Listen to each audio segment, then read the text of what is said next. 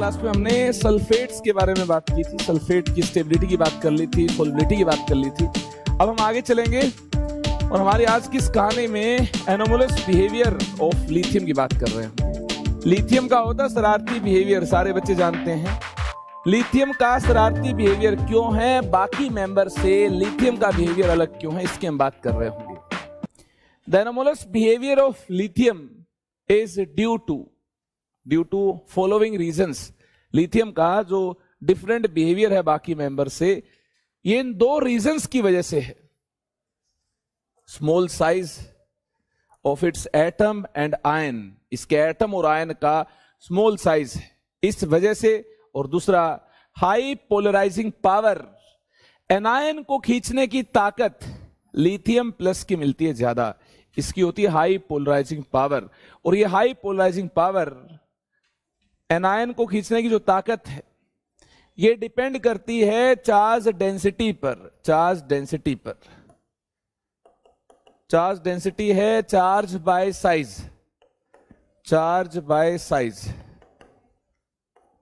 Size इसका छोटा है जिस वजह से लिथियम प्लस की चार्ज डेंसिटी ज्यादा मिलती है।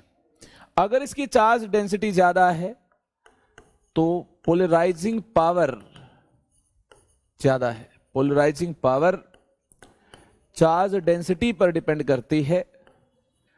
चार्ज डेंसिटी ज्यादा है तो इसकी पोलराइजिंग पावर ज्यादा है। मतलब एनायन के इलेक्ट्रॉनिक क्लाउड को लिथियम प्लस बेहतरीन अंदाज में डिस्टोर्ट कर पाएगा। बाकी मेंबर्स के यूनिपॉजिटिव आयन के कंपैरिजन में लिथियम का यूनिपॉजिटिव आयन एनायन के इलेक्ट्रॉनिक क्लाउड को ज्यादा एक्सटेंट में डिस्टोर्ट कर रहा होगा, अपनी तरफ खींचेगा। और देखिए ज्यादा चार्ज डेंसिटी की वजह से ज्यादा एक्सटेंट में खींच रहा होगा। इस वजह से, इसकी हाई पोलराइजिंग पावर की वजह से यहां पोलराइजेशन ज्यादा होगा। अगर एनायन का पोलराइजेशन ज्यादा होगा तो इसमें कोवेलेंट कैरेक्टर ज्यादा मिल रहे होंगे। तो लिथियम के कंपाउंड्स में, जहां लिथियम प्लस की फॉर्म में है, कोवेलेंट कैरेक्टर ज्यादा मिल रहे होंगे, जिस वजह से लिथियम के कंपाउंड्स की प्रॉपर्टीज और इसके छोटे साइज होने की वजह से इसकी प्रॉपर्टीज क्या मिल रही होंगी, डिफरेंट मिल रही होंगी। दोनों बातें क्लियर है आपको? अगर ये दोनों बातें क्लियर हैं, इसका स्मॉल साइज है, हाई पोलराइजिंग पावर है, तो देखिए कौन कौन सी एनोमलस प्रॉपर्टीज के साथ हमें डील करना है। हार्डनेस, लिथियम हार्ड है, बाकी मेंबर सॉफ्ट मिलते हैं, सारे बच्चे जानते हैं बात।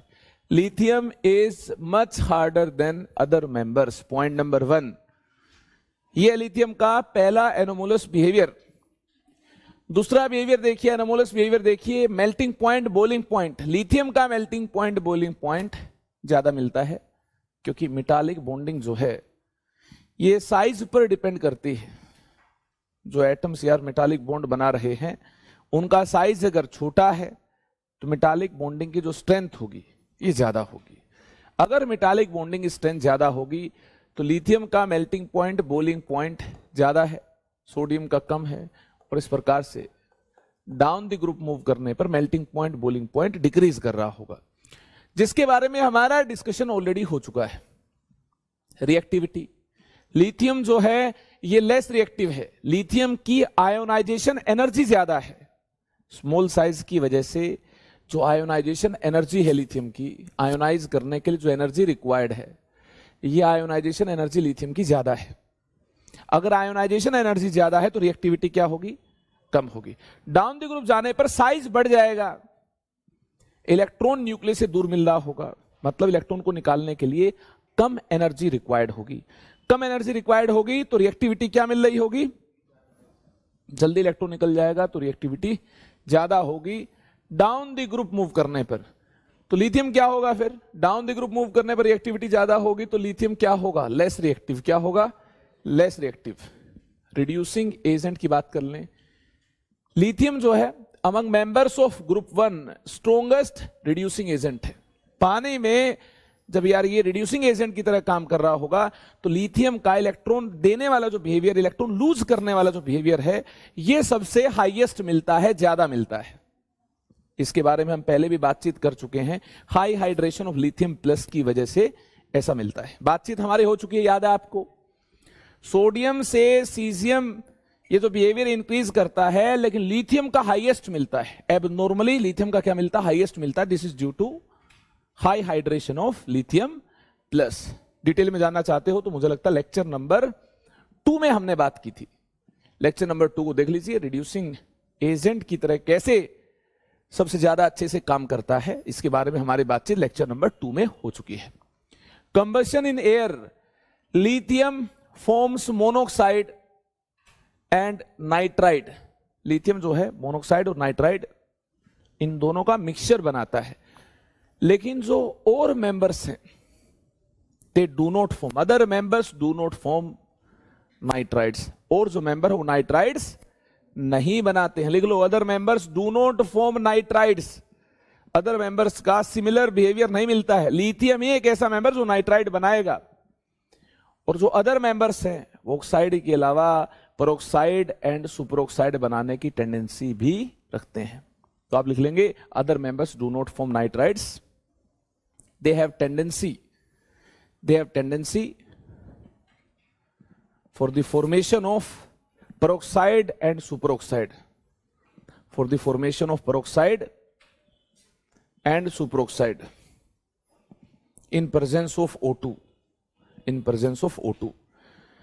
बाकी जो ऑक्साइड बनाते हैं उसके अलावा और टेंडेंसी भी रखते हैं, पेरोक्साइड और सुपरऑक्साइड बनाने की टेंडेंसी रखते हैं। जैसे सोडियम बनाता है पेरोक्साइड, और पोटासियम, रुबिडियम, सीसियम क्या बना सकते हैं? सुपरऑक्साइड भी बना सकते हैं। अनडाउटेडली वहां पर देखिए ऑक्साइड बनने की पॉसिबिलिटी तो रहती है, लेकिन साथ में पेरोक्साइड और सुपरऑक्साइड भी बन सकता है। इसमें आपको टेंशन नहीं लेनी। इसके बारे में भी हमारा डिस्कशन यार पिछले लेक्चर में ही हुआ है। आगे देखिए, हाइड्रेशन ऑफ आयन, सबसे ज्यादा हाइड्रेशन होती है लिथियम प्लस की। ठीक है, हाइड्रेशन फेवर्ड होगी किसके लिए? लिथियम प्लस के लिए, नोट फॉर अदर मेंबर्स की जो हाइड्रेशन है वो ज्यादा नहीं होगी। और अगर अदर मेंबर्स का कंपाउंड है तो हाइड्रेटेड फॉर्म में नहीं मिल रहा होगा। लिथियम के कंपाउंड ही हाइड्रेटेड फॉर्म में मिल रहे होंगे। Lithium plus has maximum degree of hydration. वैसे तो दूसरे आयंस की भी हाइड्रेशन होती है, लेकिन कंपाउंड के साथ पानी के मॉलिक्यूल्स अटैच्ड हों, ऐसा लिथियम के कंपाउंड्स के केस में देखने को मिलता है। बाकी मेंबर्स जब आयंस की फॉर्म में हैं तो उनकी हाइड्रेशन हो सकती है, लेकिन लिथियम प्लस की ज्यादा चार्ज डेंसिटी की वजह से मैक्सिमम हाइड्रेशन होगी लिथियम प्लस की। लिथियम प्लस वाटर मॉलिक्यूल्स को ज्यादा अपनी तरफ बुलाने में कैपेबल है, बाकी जो मेंबर्स है वो ज्यादा कैपेबल नहीं होंगे आयनिक फॉर्म में। कहने क्लियर है? और लिथियम के जो कंपाउंड्स हैं, लिथियम सोल्ट्स आर हाइड्रेटेड, जैसे कि LiCl.2H2। लिथियम के जो सोल्ट हैं हाइड्रेटेड होंगे। इसका एग्जांपल आपके सामने है LiCl.2H2। याद रख लेंगे, ऐसे क्वेश्चंस एग्जाम में आते हैं। बता दो किसके सोल्ट हाइड्रेटेड मिलते हैं? लिथियम प्लस की ज्यादा पोलराइजिंग पावर की वजह से, वाटर मॉलिक्यूल को ज्यादा खींचने की एबिलिटी रखने की वजह से लिथियम के जो सोल्ट हैं ये ज्यादा हाइड्रेटेड मिलते हैं, और बाकी के जो सोल्ट हाइड्रेटेड नहीं मिलते हैं। कहानी क्लियर है? और लिथियम प्लस की मैक्सिमम हाइड्रेशन होगी इसकी ज्यादा चार्ज डेंसिटी की वजह से। हाइड्रोजन कार्बोनेट की बात करें, lithium hydrogen carbonate does not exist in solid state, while bicarbonates of other members can exist in solid state। Other members के बाइकार्बोनेट सॉलिड स्टेट में एग्जिस्ट कर पाएंगे। लिथियम का बाइकार्बोनेट LiHCO3 सॉलिड स्टेट में exist नहीं कर पाएगा। Other members के बाइकार्बोनेट NaHCO3, KHCO3, RbHCO3 ये सॉलिड स्टेट में एग्जिस्ट कर पाएंगे, ये कर पाएंगे। ठीक है, लिथियम का बाइकार्बोनेट सॉलिड स्टेट में एग्जिस्ट नहीं कर पाएगा। कहानी क्लियर है? नाइट्रेट्स की बात कर लें, लिथियम का जो नाइट्रेट है ये लेस स्टेबल होगा, और डाउन द ग्रुप मूव करने पर नाइट्रेट्स की स्टेबिलिटी इंक्रीज कर रही होगी। लिथियम का जो नाइट्रेट है कम स्टेबल क्यों होगा? देखिए, इसको गर्म करने पर Li2, NO2, O2 इसमें डिकम्पोज हो जाएगा। बाकी मेंबर्स के जो नाइट्रेट है, बाकी मेंबर्स के नाइट्रेट जैसे कि सोडियम नाइट्रेट, ये डिकम्पोज होगा तो NaNO2 nitrite and O2 gas बन रही होगी। नाइट्राइट बनेगा, O2 गैस इवोल्व हो रही होगी, यहां पर NO2 फॉर्म नहीं होगी। इसके बारे में भी हमारा डिस्कशन हो चुका है। जो बातें हमारे पहले हो चुकी हैं उनको ही हम रिपीट कर रहे हैं। जो बातें हमने पहले देखी हैं वो लिथियम के लिए कैसे अलग हमने देखी हैं, बाकी मेंबर्स के केस में कैसे हमें डिफरेंट बिहेवियर मिल रहा है, उसकी हमें यार एक साथ बात करनी है। जितना डिस्कशन हमारा अभी तक हो चुका है उसी को ही हम यहां पर देखना एक साथ कंसिडर करते हुए लिथियम के एनोमोलस बिहेवियर को डिस्कस कर रहे हैं। LiF and Li2 are less soluble, sparingly soluble और इनसोल्यूबल। लेस सोल्यूबल है पानी में, स्पेरिंगली सोल्यूबल है, या इनको आप इनसोल्यूबल भी बोल सकते हैं। वाइल फ्लोराइड्स और ऑक्साइड्स ऑफ अदर मेंबर्स, एक बार फिर से सुन लो, lithium fluoride Li2O, lithium fluoride LiF Li2O, ये जो ये लेस सोल्यूबल है। LiF Li2O are less soluble in water, ये पानी में कम सोल्यूबल है। लेकिन other fluorides and oxides are highly soluble in water. Lithium का फ्लोराइड, लिथियम का ऑक्साइड पानी में कम सोल्यूबल है, और फ्लोराइड्स और ऑक्साइड्स पानी में ज्यादा सोल्यूबल मिलते हैं। जैसे NaF की बात कर लें, KF की बात कर लें, जैसे ऑक्साइड की बात करें, Na2O की बात कर लें, K2O की बात कर लें, ये पानी में ज्यादा सोल्यूबल है। तो मैं आपको बता भी चुका हूं, ये कम बेसिक मिलता है। जो लिथियम का ऑक्साइड है, लिथियम का हाइड्रोक्साइड है, कम बेसिक मिलता है। दूसरे मेंबर्स के जो ऑक्साइड हाइड्रोक्साइड होते हैं ये ज्यादा बेसिक होते हैं। तो नोट कर लो इस बात को, LiF and Li2O are less soluble in water while fluorides and oxides of other members are more soluble in water। तो सोल्यूबिलिटी पर बेस्ड ये वाली बात आपने देख ली है। कार्बाइड के बारे में इतना ही बताना चाहूंगा, lithium directly reacts with carbon to form lithium carbide of the type, आप जानते हैं, Li2C2। लिथियम ये वाला कार्बाइड बनाता है। Other members do not directly react with carbon, दूसरे जो मेंबर्स हैं डायरेक्टली कार्बन के साथ रिएक्ट नहीं होंगे। हाइड्रोक्साइड की बात कर ली जाए तो lithium hydroxide is less basic, lithium hydroxide is less basic, while hydroxides of other members are more basic. आप जानते हैं लिथियम का जो हाइड्रोक्साइड है ये वीक बेस है, और बाकी मेंबर्स के जो हाइड्रोक्साइड हैं दीज आर स्ट्रॉन्ग बेसिस, और जो बेसिक स्ट्रेंथ है इस प्रकार से इंक्रीज करती है। ये वीक बेस है, ये वीक बेस है, बाकी सारे स्ट्रॉन्ग बेसिस हैं, बाकी सारे क्या हैं, स्ट्रॉन्ग बेसिस हैं। और जो बेसिक स्ट्रेंथ है डाउन द ग्रुप मूव करने पर इन कोरोस्पोंडिंग मेटल्स के हाइड्रोक्साइड्स की इंक्रीज होती है। Basic strength down the group move करने पर क्या होगी, इंक्रीज होगी। कहानी क्लियर है। कार्बोनेट्स की बात कर लें, सल्फेट्स की बात कर लें, कार्बोनेट्स एंड सल्फेट्स की बात कर लें। Carbonate Li2CO3 is less stable, sulphate Li2SO4 is less stable. आप जानते हैं ये किस प्रकार से डिकम्पोज होते हैं, इनकी डिकम्पोजिशन रिएक्शन मैं आपको बता चुका हूं। सल्फेट और कार्बोनेट लिथियम के कम स्टेबल होंगे, while sulfates and carbonates of other members are more stable। और डाउन द ग्रुप मूव करने पर सोल्युबिलिटी एंड स्टेबिलिटी क्या करती है, इंक्रीज करती है। लिख लो इस बात को। लिथियम के जो कार्बोनेट और सल्फेट है कम स्टेबल हैं, बाकी मेंबर्स के कार्बोनेट और सल्फेट जो हैं वो ज्यादा स्टेबल हैं और ज्यादा सोल्यूबल भी मिलते हैं। स्टेबिलिटी एंड सोल्युबिलिटी का सिमिलर ट्रेंड देखने को मिलता है। ये बातचीत हमारी पिछले लेक्चर्स में हो चुकी है। नाइट्राइट की बात करें, lithium nitrite is less stable while nitrite of other members are more stable. Lithium का नाइट्राइट भी कम स्टेबल है, nitrites of other members are more stable. चले आगे। फिर बाइकार्बोनेट से रिलेटेड हमारी बातचीत हो चुकी है। बाइकार्बोनेट जो है लिथियम का एग्जिस्ट नहीं करता सॉलिड स्टेट में, bicarbonate of other members can exist in solid state. ठीक है। बाइकार्बोनेट से रिलेटेड बातचीत हमारी यहां हो चुकी है। हाइड्रोजन कार्बोनेट HCO3 माइनस को ही बाइकार्बोनेट बोलते हैं, तो इसे बार बार लिखने की जरूरत नहीं है। आगे देखिए complex formation. Due to small size and high charge density of lithium plus, small size and high charge density of lithium plus, it has greater tendency of complex formation. It has greater tendency of complex formation. Lithium plus ज्यादा effectively electron donating species से electron को खींच पाएगा, तो complex बनाने की tendency lithium plus की बाकी मेंबर्स के कंपैरिजन में ज्यादा होगी। बाकी मेंबर्स के बड़े साइज होंगे, चार्ज डेंसिटी कम होगी तो इलेक्ट्रॉन खींचने की जो एबिलिटी है वो कम होगी तो कॉम्प्लेक्स बनाने की टेंडेंसी क्या मिल रही होगी, कम मिल रही होगी।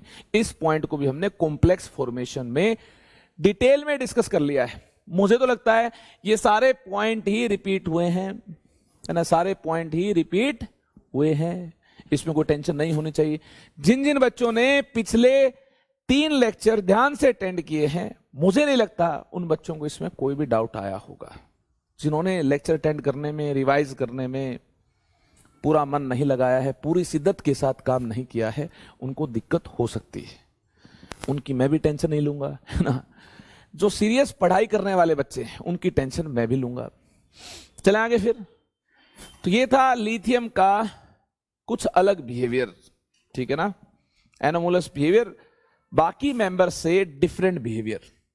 अब हम यार बात कर रहे होंगे रिएक्शंस ऑफ लिथियम की, ठीक है।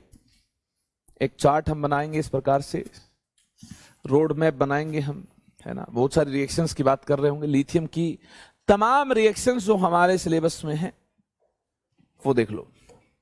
लिथियम पानी के साथ रिएक्ट होकर क्या बनाएगा, लिथियम O2 के साथ रिएक्ट होगा तो क्या करेगा, लिथियम N2 के साथ अगर रिएक्शन करता है, लिथियम क्लोरीन के साथ रिएक्शन करता है, लिथियम एल्काइल हैलाइड के साथ रिएक्शन करता है, RX के साथ, X कोई हैलोजन होगा तो क्या होगा। ये तमाम बातें आपको यहां पर बतानी है। Li2O CO2 के साथ रिएक्ट करेगा तो क्या होगा, Li2O पानी के साथ रिएक्शन करेगा तो क्या होगा, LiOH H प्लस के साथ किसी एसिड के साथ रिएक्ट होगा तो क्या बनेगा, और यहां जो बनेगा उसको अगर OH माइनस से ट्रीट किया जाए तो क्या होगा। ये तमाम बातें आपको करनी है। जल्दी से इसको देख लो, नोट कर लो, बना लो और सोचो अपने दिमाग में क्या प्रोडक्ट बन रहे होंगे। आपके पास 30 सेकेंड्स का वक्त है।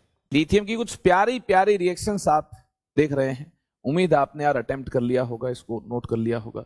लिथियम नाइट्रोजन के साथ नाइट्राइड बनाता है, ये सारे बच्चे जानते हैं।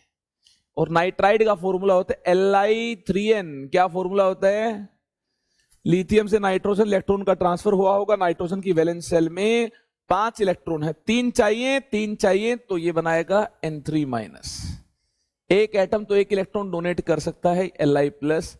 वैलेंसी की क्रॉसओवर के बाद देखना Li3n मिल रहा होगा। क्या मिल रहा होगा, Li3n मिल रहा होगा। अब देखिए लिथियम प्लस Cl2, लिथियम से क्लोरीन इलेक्ट्रॉन का ट्रांसफर हुआ, लिथियम पर चार्ज +1 होगा, क्लोरीन पर चार्ज -1 होगा तो क्या बनेगा, LiCl बनेगा, लिथियम प्लस क्लोरीन माइनस, ठीक है। अब देखिए लिथियम से ऑक्सीजन इलेक्ट्रॉन का ट्रांसफर होगा, ऑक्सीजन की वैलेंस शेल में 6 इलेक्ट्रॉन है, 2 और पाकर कितने हो जाएंगे, 8 हो जाएंगे। तो लिथियम प्लस O2 माइनस क्या बनाएगा, स्टेबल कॉन्फ़िगरेशन हो जाएगी, Li2 बनेगा, ऑक्साइड बनेगा। हम पहले से जानते हैं लिथियम ऑक्सीजन के साथ रिएक्शन करता है तो oxide of the type Li2O मिल रहा होगा। कहानी क्लियर है। पानी के साथ रिएक्शन होगी तो H2 गैस इवोल्व हो जाएगी और हाइड्रोक्साइड बनेगा। ये सारे बच्चे जानते हैं, H2 गैस इवोल्व हो जाएगी, हाइड्रोक्साइड बनेगा, ये बेसिक है। एसिड डालोगे तो H plus OH minus, neutralization होगी, Li+ बनेगा, Li+ प्लस में OH माइनस डालोगे तो फिर इससे LiOH बन जाएगा। LiOH पानी में कम सोल्यूबल होता है, Li+ में OH माइनस डालोगे तो क्या बनेगा, LiOH बनेगा, ठीक है। ऑक्साइड में पानी डालते हो तो हाइड्रोक्साइड बनता है, ऑक्साइड में पानी डालते हो क्या बनता है, हाइड्रोक्साइड बनता है ऑफ द टाइप LiOH, ठीक है। हाइड्रोक्साइड भी बेसिक होता है, ऑक्साइड भी बेसिक होता है। इसका बेसिक बिहेवियर तो आपने देख लिया, एसिड के साथ रिएक्ट होगा तो पानी बन रहा होगा, H प्लस OH माइनस क्या बनाएंगे, H2 बनाएंगे, और लिथियम प्लस आयंस ऐसे सॉल्यूशन में मिल रहे होंगे। अब देख लो, ये भी बेसिक, ऑक्साइड भी बेसिक है। आपको बता दूं, जब भी CO2 के साथ O2 माइनस रिएक्ट होगा तो कार्बोनेट आयन बनेगा। यहां भी एसिड बेस रिएक्शन होगी, ये एसिडिक है, और ऑक्साइड क्या होता है, बेसिक। ये इसके साथ रिएक्ट होगा तो देख लो, ऑक्सीजन पहले 2 थे, अब 3 हो जाएंगे, कार्बोनेट बन जाएगा। अगर कार्बोनेट बन जाएगा तो लिथियम का कार्बोनेट देख लो, lithium plus CO3 2 minus, formula क्या बनेगा, लिथियम प्लस CO3 2 माइनस, क्या फॉर्मूला बन रहा होगा, Li2CO3, ये फॉर्मूला बन रहा होगा, देख लो आपके सामने है, कोई डाउट इसमें नहीं है। अब एल्काइल हैलाइड के साथ लिथियम किस प्रकार से रिएक्शन करेगा, एल्काइल हैलाइड के साथ लिथियम रिएक्शन करेगा और ये बनाएगा RLi, लिथियम प्लस R पर माइनस चार्ज होगा, और साथ में बनेगा यार X माइनस के साथ भी लिथियम प्लस मिल रहा होगा, LiX, ठीक है। एक लिथियम इसके साथ होगा, एक इसके साथ होगा, तो इस प्रकार से हमें क्या मिलेगा, देख लो RLi प्लस LiX मिल रहा होगा। तो ये चार्ट हमारा यहां पर कंप्लीट हो गया। आगे चलिए आगे चलते हैं। रिएक्शंस ऑफ सोडियम, सोडियम की इंपॉर्टेंट रिएक्शंस के बारे में हमें बातचीत करनी है। H प्लस डालेंगे क्या होगा, रिवर्स में OH माइनस डालेंगे क्या होगा, ठीक है। CO2 डालेंगे क्या होगा, एक्सेस अमाउंट ऑफ CO2 पास करने पर क्या होगा, और ज्यादा पानी डालने पर क्या होगा। आई होप आपने ट्राई किया होगा तो फाइनल आंसर तक भी आप पहुंचे होंगे। ऐसी कोई बात नहीं है कि इसमें कुछ बहुत ज्यादा दिमाग लगाना है, रॉकेट साइंस है। जो रिएक्शन आप ऑलरेडी देख चुके हैं उसी का तो एक फ्लो चार्ट है, एक सीक्वेंस आपको दिया गया है। जैसे कि आप जानते हैं सोडियम पानी के साथ रिएक्शन करेगा तो जैसा लिथियम के केस में होता है वैसा ही सोडियम के केस में होगा। लिथियम के केस में लिथियम हाइड्रोक्साइड बनता है, सोडियम के केस में सोडियम हाइड्रोक्साइड बनता है, मतलब NaOH बनता है, ठीक है। H2 गैस वहां भी इवोल्व हुई थी, H2 गैस यहां भी इवोल्व हो रही होगी, इसमें कोई डाउट नहीं है। यहां देख लो, O2 अगर लिमिटेड है तो ऑक्साइड बनेगा, लेकिन O2 अगर एक्सेस अमाउंट में है तो सोडियम के साथ पेरोक्साइड बनता है, सारे बच्चे जानते हैं, मतलब NO2 O2 बनता है। सोडियम का ऑक्साइड बने या सोडियम का पेरोक्साइड बने, जब ये CO2 गैस के साथ रिएक्ट होगा तो कार्बोनेट ही बनेगा सोडियम का, Na2CO3, ठीक है। चाहे ऑक्साइड हो या फिर पेरोक्साइड हो, ये कार्बोनेट ही बना रहा होगा। इस कार्बोनेट में एक्सेस अमाउंट ऑफ CO2 पास करने पर, एक्सेस अमाउंट ऑफ CO2 पास करने पर ये बाय कार्बोनेट में तब्दील हो जाएगा, NaHCO3 बना लेगा, और इसमें बहुत ज्यादा पानी डालने पर कार्बोनेट बन रहा होगा। सुना होगा आपने, एक टेस्ट होता है लाइम वाटर टेस्ट होता है, लाइम वाटर टेस्ट होता है।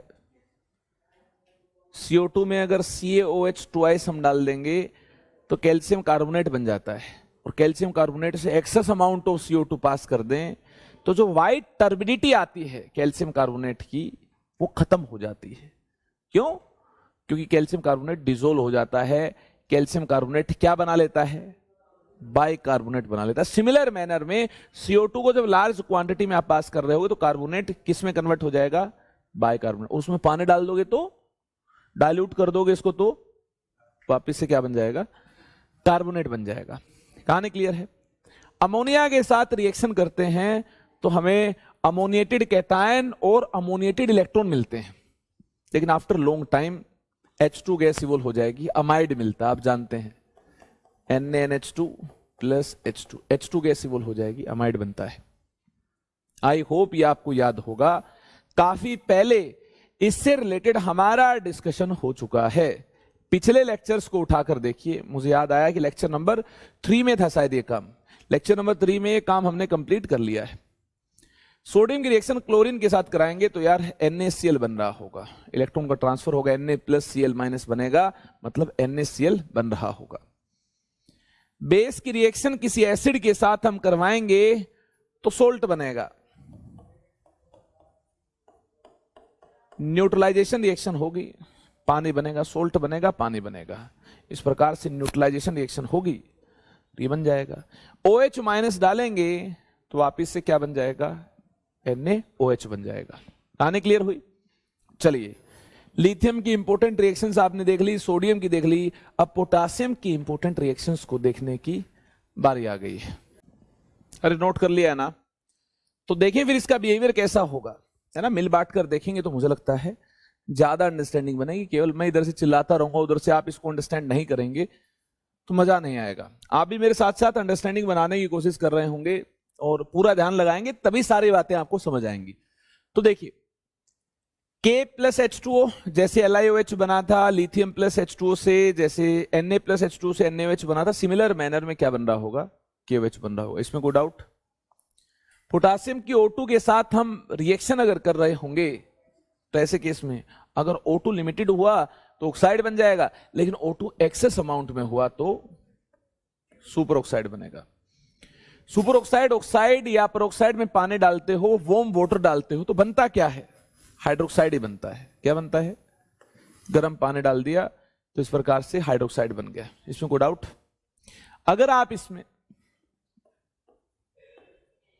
CO2 ऐड कर रहे होंगे, ये बेसिक है, CO2 एसिडिक है, तो क्या बनेगा, एसिड बेस रिएक्शन होगी। ये एसिडिक, CO2 एसिडिक, ये बेसिक है, तो कार्बोनेट बनेगा। इस केस में K2CO3 प्लस H2 बनेगा। CO2 गैस को पास कर रहे होगे तो ऐसा होगा। ये बेसिक है, इसमें आप H प्लस डालोगे, एसिड डालोगे तो K प्लस बनेगा, ठीक है। और K प्लस में OH माइनस डाल दोगे तो वापिस से क्या बन जाएगा, KOH बन जाएगा। K प्लस में CO NO2 माइनस, ऐसे सॉल्यूशन को मिला दोगे, ऐसे कॉम्प्लेक्स आयन के सॉल्यूशन को मिला दोगे तो ऐसे केस में येलो प्रेसिपिटेट बन जाएगा। K plus in complex ions के साथ कंबाइन हो जाएंगे और क्या बनेगा, K3CO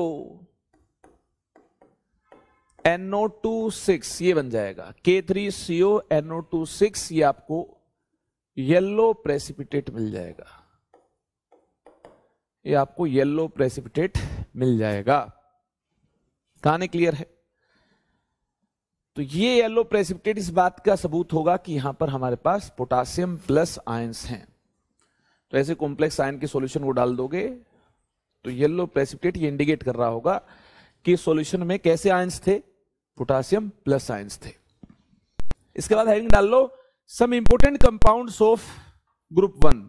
some important compounds of group 1, group 1 के कुछ इंपोर्टेंट कंपाउंड्स। इसके बाद ग्रुप 1 हमारा कंप्लीट हो जाएगा, फिर हम ग्रुप 2 की बात कर रहे होंगे। गोले की स्पीड से ग्रुप 2 को हम फिनिश कर रहे होंगे। ग्रुप 2 में ज्यादा वक्त नहीं लगाऊंगा, मैक्सिमम 2 लेक्चर ग्रुप 2 में लग सकते हैं। ट्राई करूंगा एक ही लेक्चर में ग्रुप 2 सारा खत्म हो जाए, तो एस ब्लॉक हमारा पैक हो जाएगा, फिर पी ब्लॉक खत्म, उसके बाद ब्लॉक फैमिली जितने 11th क्लास में ये खत्म हो जाएगी। Sodium carbonate, washing soda, Na2CO3 की हम बात कर रहे होंगे। देख लो, सोडियम कार्बोनेट और वॉशिंग सोडा जिसका केमिकल फॉर्मूला है क्या, अरे क्या फॉर्मूला इसका, Na2CO3। और कंप्लीट फॉर्मूला की बात करोगे तो डेकाहाइड्रेट है, .10H2, ये है वॉशिंग सोडा। और इसकी प्रिपरेशन होगी सोल्वेज प्रोसेस से। किससे होगी, सोल्वेज प्रोसेस से इसकी प्रिपरेशन होगी।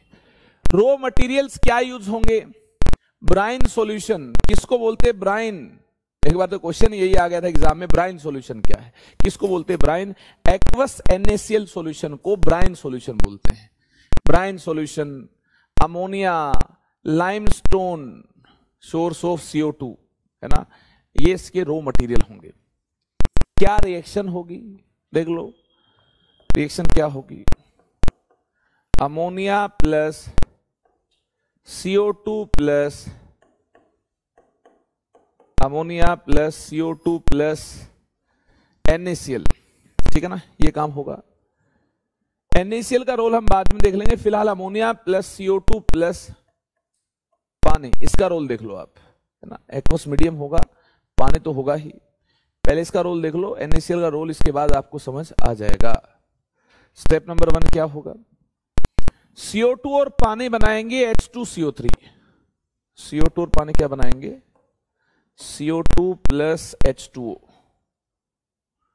ये मिलकर बनाएंगे H2CO3। H2CO3, जो H2CO3 है ये H प्लस HCO3 माइनस है, एक H प्लस HCO3 माइनस है, ये H प्लस है, HCO3 माइनस है, ये है, ठीक है।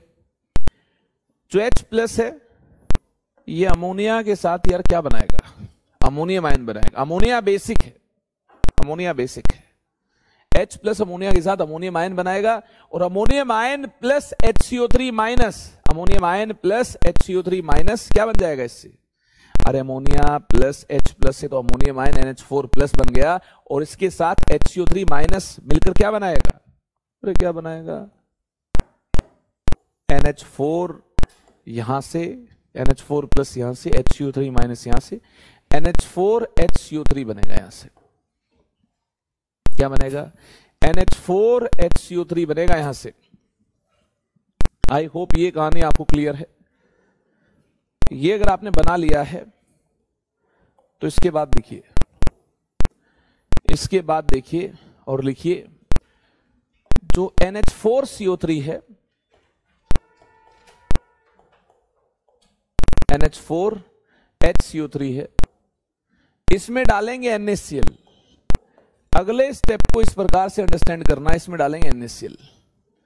क्यों डालेंगे NaCl, ताकि क्या बन जाए, अरे क्या बन जाए, बोलते नहीं आप लोग, क्या बन जाए, HCO3 माइनस यहां से, Na प्लस यहां से क्या बन जाए, यहां से NaHCO3 बन जाए। इसमें NaCl डालेंगे, NH4 HCO3 में क्या डालेंगे, NaCl डालेंगे, ताकि क्या बन जाए, NaHCO3 बन जाए, क्या बन जाए,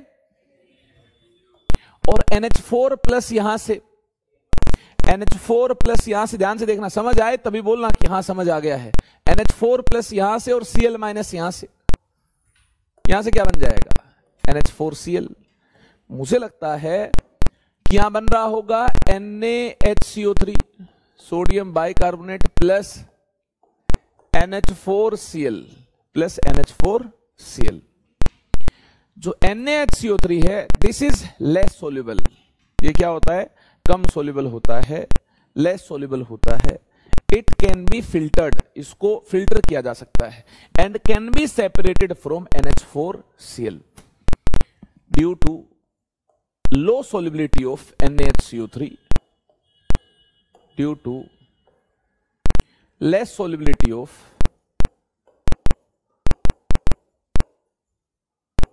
NaHCO3. It can be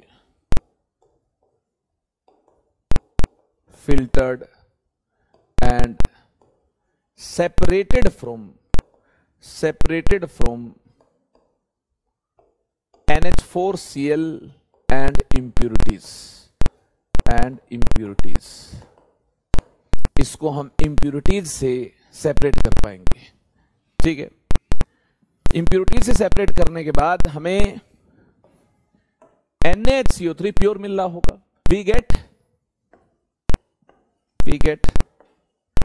pure NaHCO3, हमें प्योर NaHCO3 मिल रहा होगा, और इस प्योर NaHCO3 को हम क्या करेंगे, गर्म कर देंगे। इस प्योर NaHCO3 को हम गर्म कर देंगे। हीट करने पर क्या होगा, ये Na2CO3 में कन्वर्ट हो जाएगा, H2 बनेगा और CO2 गैस इवोल्व हो जाएगी। ये क्या है, this is called sodium carbonate और वॉशिंग सोडा। ये सोडियम कार्बोनेट और वॉशिंग सोडा है। कहानी क्लियर है। तो कैल्शियम कार्बोनेट को क्यों यूज किया गया है, क्वेश्चन आ सकता है। पहले स्टेप में जो अमोनियम बाइकार्बोनेट बनता है इसके लिए CO2 गैस चाहिए। ये CO2 गैस किससे मिलती है, लाइमस्टोन से, कैल्शियम कार्बोनेट से मिलती है CO2 गैस, ठीक है। तो ammonia plus CO2 plus H2O, इस मिक्सचर से अमोनियम बाइकार्बोनेट बनेगा। NaCl डालने से सोडियम बाइकार्बोनेट मिल रहा होगा और इसकी सोल्युबिलिटी क्या मिलती है, अरे बोलो, लेस मिलती है, जिस वजह से हम प्योर NaHCO3 को अलग कर पाएंगे, इंप्यूरिटी को अलग कर पाएंगे, इंप्यूरिटी से इसको सेपरेट कर पाएंगे। इसको गर्म करने के बाद अगर ये प्योर है तो प्योर हमें Na2CO3 भी मिल जाएगा। हाँ, प्योर ही चाहिए, मिलावट नहीं चाहिए है, हमें किसी प्रकार की मिलावट नहीं चाहिए। एक क्वेश्चन आता है, Why K2CO3 cannot be prepared by Solvay's process? एक क्वेश्चन आता है एग्जाम में, एक फेमस क्वेश्चन ये वाला एग्जाम में मिलता है। Why K2CO3 cannot be prepared by Solvay's process? Solvay's process से इसे नहीं बनाया जा सकता है, बताओ क्यों? दिमाग पर जोर डालो, पूछो अपने आप से क्यों, इसको क्यों नहीं बनाया जा सकता है? कुछ तो लॉजिकल रीजन रहता होगा इसको ना बनाने के पीछे, क्या लगता है आपको? लॉजिकल रीजन ये है सोल्युबिलिटी। देखिए, KHCO3 इज more soluble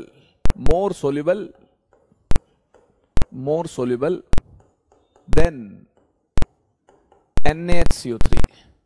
इसकी सोल्युबिलिटी NaHCO3 की सोल्युबिलिटी से ज्यादा मिलती है। therefore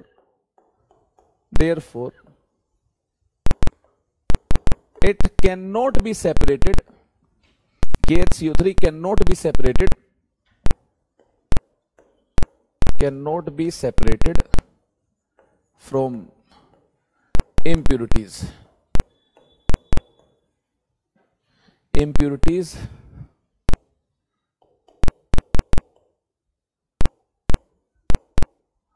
by using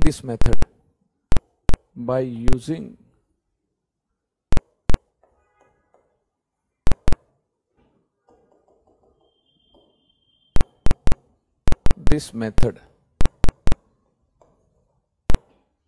we can say that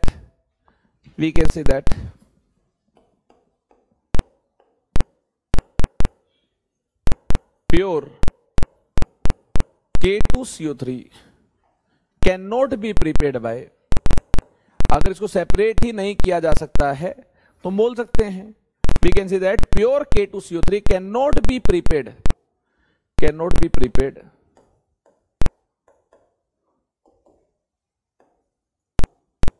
by Solvay's process से प्योर K2CO3 नहीं बनाया जाएगा, सेपरेट ही नहीं किया जाएगा, नहीं बनाया जाएगा। यही तो बोला है, इसके लिए K2CO3 के लिए Solvay's प्रोसेस क्यों नहीं यूज होगी? क्योंकि हम प्योर K2CO3 नहीं बना पाएंगे। अगर इंप्यूरिटीज से KHCO3 को सेपरेट नहीं कर पाएंगे तो प्योर K2CO3 नहीं बना पाएंगे। ये रीजन है कि Solvay's प्रोसेस के दौरान इसको हम नहीं बना पाएंगे। इसको नहीं बना पाएंगे मतलब इसको हम प्योर फॉर्म में नहीं बना पाएंगे, ऑब्टेन नहीं कर पाएंगे। बिल्कुल सही बात है। अगर ये वाली बात आपको क्लियर हो गई है तो कुछ प्रॉपर्टीज देख लो, वॉशिंग सोडा की कुछ प्रॉपर्टीज देख लो। वॉशिंग सोडा क्या है? It is white crystalline solid. ये व्हाइट कलर का क्रिस्टलाइन सॉलिड है, पॉइंट नंबर 1 आपको क्लियर है। इसके बाद देखिए, on heating it changes into anhydrous form. ये एनहाइड्रस फोम के अंदर कन्वर्ट हो जाता है, which does not decompose on further heating even to redness. Sodium carbonate की स्टेबिलिटी ज्यादा होती है और किसी कार्बोनेट से, लिथियम कार्बोनेट से स्टेबिलिटी क्या होती है इसकी? ज्यादा होती है। लेकिन पोटासियम कार्बोनेट से तो कमी मिलेगी, ऑब्वियसली बात है। डाउन द ग्रुप सॉल्युबिलिटी क्या करती है? इंक्रीज करती है। दूसरे कार्बोनेट से मतलब लिथियम कार्बोनेट की बात मैंने की है। लिथियम कार्बोनेट से इसकी सॉल्युबिलिटी क्या है? ज्यादा है, स्टेबिलिटी भी ज्यादा है, जिस वजह से इसको गर्म करते हैं तो फर्दर ये डिकम्पोज नहीं करता है। On further heating even to redness, ऐसा क्या बोल रखा है यहां पर? इसको और ज्यादा गर्म करेंगे तो ये डिकम्पोज नहीं होगा। क्यों डिकम्पोज नहीं होगा? क्योंकि इसकी स्टेबिलिटी लिथियम कार्बोनेट से क्या है? ज्यादा, इतनी ज्यादा है कि फर्दर डिकम्पोज नहीं हो पाएगा। तो यहां आपको यह बोला गया है कि Na2CO3 डॉट 10H2O है, Na2CO3 डॉट 10H2O है, तो ऐसे केस में 373 केल्विन से कम टेम्परेचर हुआ, T is less than 373 kelvin. देखना 9H2O यहां से अलग हो जाएंगे और क्या बन जाएगा, Na2CO3 डॉट H2O बन जाएगा, 9H2O अलग हो जाएंगे। और अगर टेम्परेचर 373 केल्विन से ज्यादा हुआ, टेम्परेचर अगर 373 केल्विन से ज्यादा हुआ, तो ऐसे केस में सारे के सारे वाटर मॉलिक्यूल्स यार अलग हो जाएंगे। ज्यादा टेम्परेचर हुआ तो इनके अलग होने की टेंडेंसी ज्यादा होगी, हाँ ज्यादा नंबर में वाटर मॉलिक्यूल्स अलग हो जाएंगे, इनफैक्ट सभी अलग हो जाएंगे। 373 केल्विन से ज्यादा टेम्परेचर हुआ तो सभी अलग हो जाएंगे, वाटर मॉलिक्यूल सभी अलग हो जाएंगे। तो एनहाइड्रस फॉर्म में आपको Na2CO3 मिल जाएगा, ये देख लो, इसे बोलेंगे एनहाइड्रस फॉर्म। ये है एनहाइड्रस फॉर्म, ये एनहाइड्रस फॉर्म में मिल जाएगा। क्या ये पानी में सोल्यूबल है? हाँ ये पानी में सोल्यूबल है। It is soluble in water with evolution of considerable amount of heat. पानी में डालते हैं तो ये प्रोसेस एक्सोथर्मिक होती है, हीट रिलीज होती है, और जो सॉल्यूशन बनेगा and resultant solution will be alkaline in nature due to hydrolysis. पानी में डालने पर जो सॉल्यूशन बनेगा वो बेसिक बनेगा। कैसे बेसिक बनेगा? देखिए Na2CO3 को पानी में डाल दिया, Na2CO3 को डाल दिया पानी में, ये है Na2CO3 को ions Na plus CO3 2 minus, ठीक है, CO3 2 माइनस। ये Na2CO3 के आयंस है, पानी के ions H plus OH minus, आप जानते हैं पानी के ions H plus OH minus, ये आप जानते हैं ही। तो देखिए जरा ध्यान से, H प्लस CO3 2 माइनस के पास जाएगा, अरे H प्लस Na प्लस के पास तो जाएगा नहीं, H प्लस तो इसके पास जाएगा, CO3 2 माइनस के पास जाएगा, तो क्या बनाएगा ये, यहां से HCO3 माइनस बन रहा होगा और OH माइनस Na प्लस के पास जाएगा, तो यहां से क्या बन रहा होगा, NaOH बन रहा होगा, NaOH बन रहा होगा। Na प्लस OH माइनस क्या बनाएंगे, NaOH बनाएंगे, ये इसके पास जाएगा HCO3 माइनस बनेगा और एक Na प्लस और बचा रहेगा, तो Na प्लस HCO3 माइनस क्या बनाएंगे, NaHCO3 बनाएंगे। तो राइट साइड आप देख रहे हैं हाइड्रोलिसिस की वजह से ये स्ट्रॉन्ग बेस बना है, हाइड्रोलिसिस की वजह से स्ट्रॉन्ग बेस बना है। इसकी फॉर्मेशन की वजह से पीएच क्या मिल रही होगी, ग्रेटर देन 7 मिल रही होगी। इसकी हाइड्रोलिसिस की वजह से NaOH बना होगा, स्ट्रॉन्ग बेस बना होगा, पीएच देख लो मोर देन 7 होगी और हीट रिलीज होगी,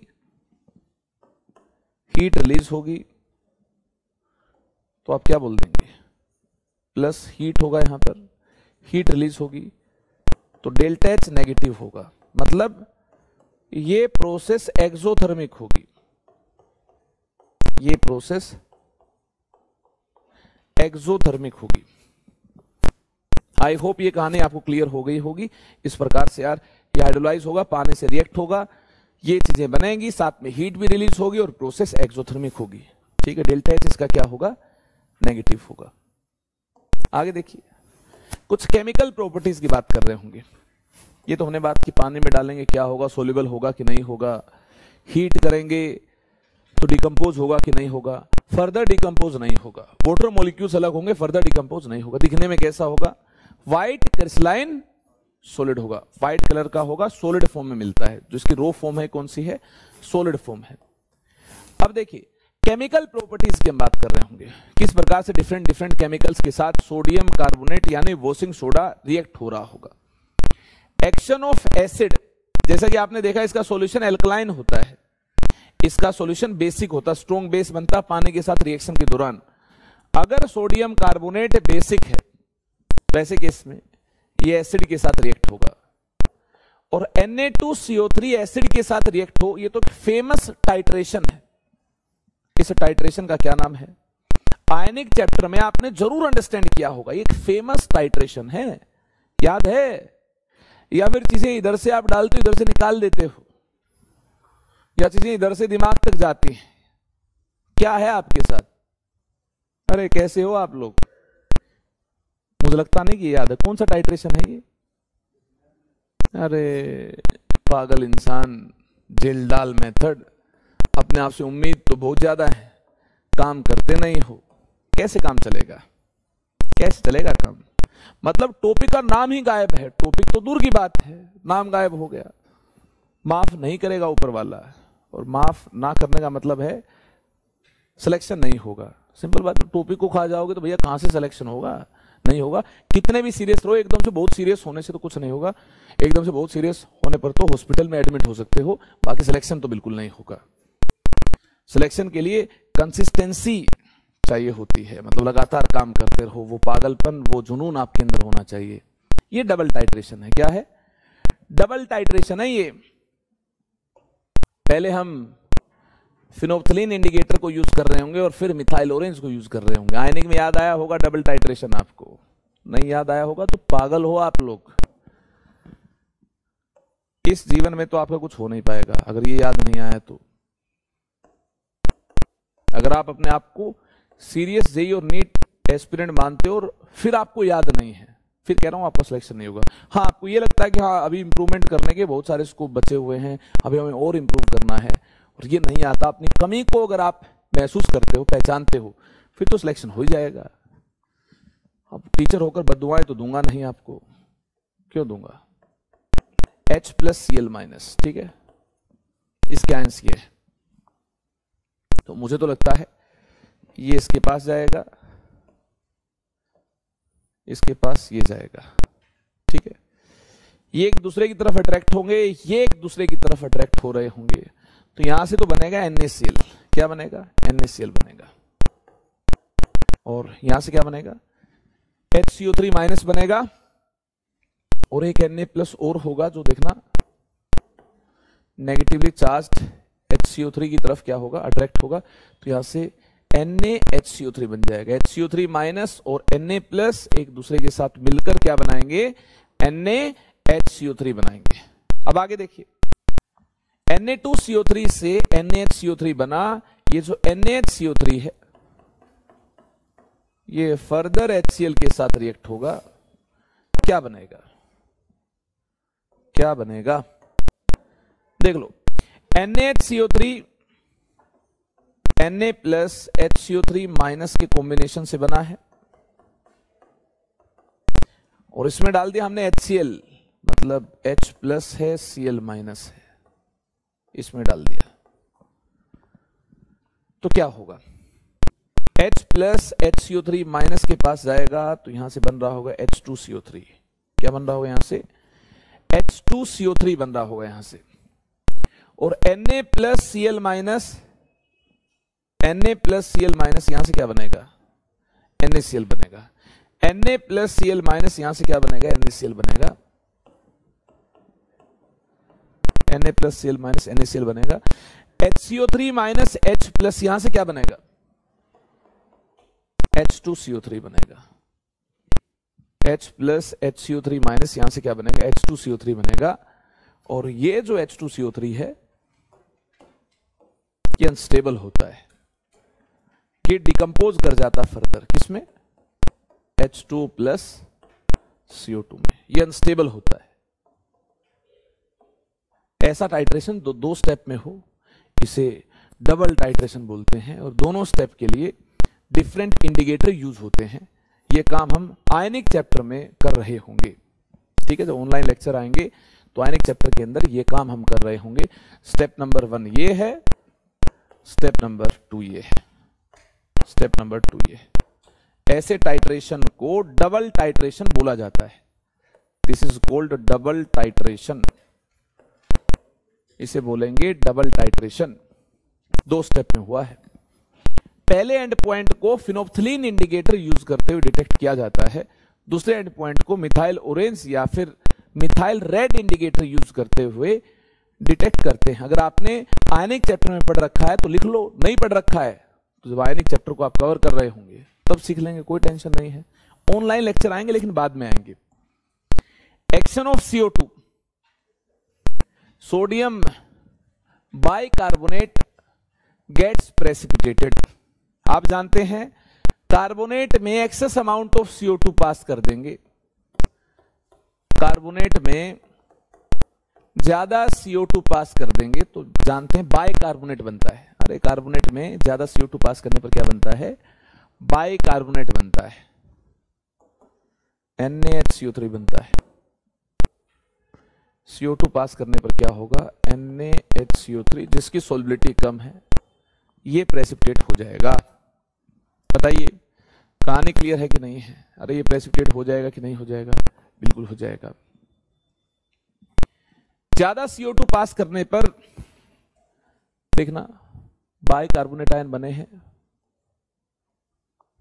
तो सोडियम आयन्स अलग हो जाएंगे। यहां पहले सोडियम आयन जो कार्बोनेट के अंदर देखना इकट्ठे थे, दो सोडियम एक कार्बोनेट के साथ कंबाइन हो रहे थे। ज्यादा कार्बन वाले आयंस मिलने की वजह से अब इसके साथ ज्यादा सोडियम आयंस नहीं मिलेंगे, ये बट जाएंगे ना सोडियम आयंस, क्योंकि कार्बन वाले ज्यादा आयंस मिल रहे हैं तो कुछ सोडियम आयन कहां चले जाएंगे? जो बाइकार्बोनेट बने हैं उनके पास चले जाएंगे। ठीक है ना? CO2 डालने से बाइकार्बोनेट यहां भी बनेगा और बाइकार्बोनेट यहां भी मिल रहा होगा, तो कुछ सोडियम आयंस तो यहां रहेंगे, कुछ सोडियम आयंस यहां चले जाएंगे। मतलब ओवरऑल सॉल्यूशन में आपको क्या मिल रहे होंगे? बाइकार्बोनेट मिल रहे होंगे। पहले भी बता चुका हूं मैं आपको, अरे देख लो भूल गए हो आप लोग, यहां बताया था मैंने। CO2 ज्यादा डालने पर बाइकार्बोनेट बनते हैं और पानी ज्यादा डालने पर कार्बोनेट बनते हैं। और लाइम वाटर टेस्ट आपको याद होगा, लाइम वाटर से CO2 पास करते हैं तो पहले कार्बोनेट बनता है और एक्सेस अमाउंट में CO2 पास करने पर बाइकार्बोनेट बनता है। जो व्हाइट टर्बिडिटी है ये डिसोल्व हो जाती है। क्यों? क्योंकि एक्सेस अमाउंट ऑफ CO2 पास करने पर कार्बोनेट किसमें कन्वर्ट हो जाता है? बाइकार्बोनेट में। याद रखेंगे ये बात, एक्सेस अमाउंट ऑफ CO2 पास करने पर जो कार्बोनेट है ये बाइकार्बोनेट में तब्दील हो जाएगा। ठीक है, फिर ये प्रेसिपिटेट हो जाएगा। कोई डाउट इसमें? ऐसा ही हाल यहां भी देखने को मिलता है, लाइम वाटर टेस्ट में भी ऐसा ही मिलता है, लाइम वाटर टेस्ट में भी ऐसा ही हाल देखने को मिलता है। लाइम वाटर CaOH ट्वाइस से जब CO2 को पास किया जाता है तो पहले CaCO3 बनता है, जिसके बनने की वजह से व्हाइट टर्बिडिटी आती है। ठीक है, ये एक्स्ट्रा नॉलेज के लिए बता रहा हूं मैं आपको। एक्सेस अमाउंट ऑफ CO2 आप पास कर दोगे और CO2 पास कर दोगे तो व्हाइट टर्बिडिटी जो है डिसअपियर करने लग जाएगी। जो गाढ़ापन आया है ये खत्म होने लग जाएगा, व्हाइट टर्बिडिटी दूर होने लग जाएगी, व्हाइट टर्बिडिटी डिसअपियर हो जाएगी due to formation of calcium bicarbonate, ये बन जाएगा। ये लाइम वाटर टेस्ट है, 10th क्लास में आपने जरूर देखा होगा, जरूर सुना होगा इसके बारे में। तो आज की कहानी यहां पर कंप्लीट हुई। टेस्ट ब्लॉक की कहानी देखिए काफी आगे बढ़ चुकी है। नेक्स्ट सेशन में हम लोग ग्रुप 2 मेंबर्स की बात कर रहे होंगे, कुछ रिमेनिंग कंपाउंड्स की बात कर रहे होंगे, ग्रुप 2 मेंबर्स की बात कर रहे होंगे। नोट्स बना लेंगे आप लोग, बना लिए होंगे मुझे लगता है, साथ साथ नहीं बनाए हैं तो बना लेना, बार बार रिवाइज कर लेना। इनऑर्गेनिक केमिस्ट्री में मैं आपको बोल रहा हूं प्रैक्टिस कुछ अलग से नहीं करनी है। ज्यादा से ज्यादा अगर आप एक्स्ट्रा एफर्ट डालना चाहते हैं तो प्रीवियस ईयर क्वेश्चंस की शक्ल देख लो और एनसीईआरटी बुक में जो थ्योरी दे रखी है वो एक बार गो थ्रू कर लो। मैक्सिमम थ्योरी तो आपके क्लास नोट्स में मिल जाएंगे। मुझे नहीं लगता कि क्लास नोट्स को कवर करने के बाद, अगर आप क्लास नोट्स को अच्छे से रीड करते हैं तो इसके बाद कोई भी एनसीईआरटी की सिंगल लाइन बच जाएगी, सब कुछ आपके नोट्स में ही होगा। इनऑर्गेनिक केमिस्ट्री में इतना ही करना है। आप प्रीवियस ईयर क्वेश्चन उठाकर देखेंगे तो एनसीईआरटी से बाहर प्रीवियस ईयर क्वेश्चन शायद ही कोई मिल जाए। 50-100 क्वेश्चन में हो सकता है एक क्वेश्चन शायद ही मिल जाए, और वो भी अगर एनसीईआरटी से बाहर होगा तो या तो कॉमन सेंस से हो रहा होगा या फिर किसी प्रैक्टिकल डेटा पर बेस्ड होगा, किसी इंफॉर्मेशन पर बेस्ड होगा। जो पता होगी तो ऐसे क्वेश्चन का आप आंसर कर पाएंगे, नहीं तो उसके लिए कोई बुक फॉलो करने की जरूरत नहीं है। चलिए फिर आज के लिए काफी है, फिर मिलेंगे, जैसे आए थे वैसे चले जाएंगे।